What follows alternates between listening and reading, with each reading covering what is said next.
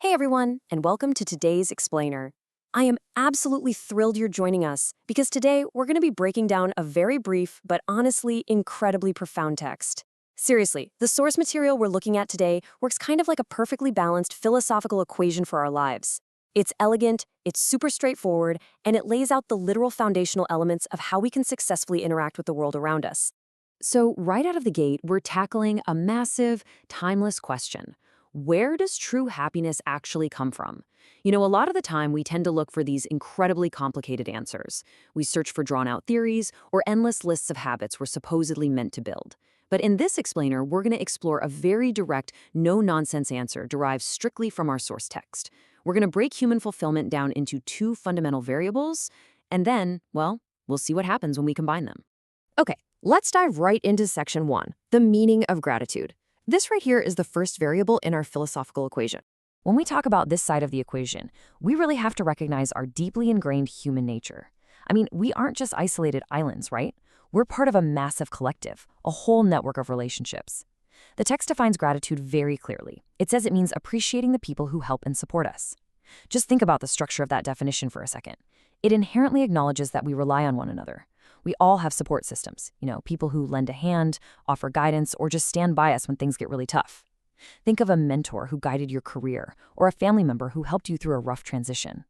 True gratitude, according to our source material, is the active appreciation of those specific people. It's fully recognizing that, hey, we don't achieve everything entirely on our own. Let's see how this builds as we move into section 2, defining personal freedom. Now, if gratitude is all about our connection to others, this introduces the exact opposite concept. We're shifting gears here from collective reliance over to fierce independence.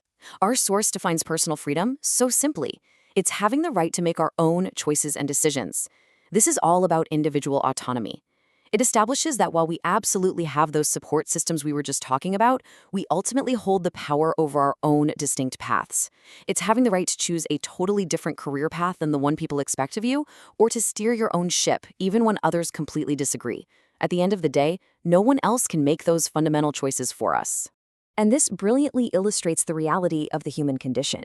You can kind of see the inherent friction here, right? On the left side, we're thankful to others, but on the right side, we're responsible for our own lives. Our source text puts it so perfectly. We should be thankful to others, but we should also be responsible for our own lives. Really listen to the weight of those two words, but and also. They don't just cancel each other out. We have this deep reliance on the left, but we also have this absolute non-negotiable requirement for independent responsibility on the right. It's like a constant tug of war between being supported and being entirely self-reliant. Which brings us right to section 3, balancing for true happiness. This is where the synthesis actually happens. Because, we can't just pick the left side and rely on everyone else entirely without taking any responsibility, and at the same time, we can't just pick the right side and stubbornly make choices without ever appreciating the support that got us there in the first place. The text provides this absolutely beautiful definitive climax. True happiness comes from balancing gratitude with personal freedom. That right there is the solved equation. True happiness isn't found in the extremes. It's the active, continuous act of balancing.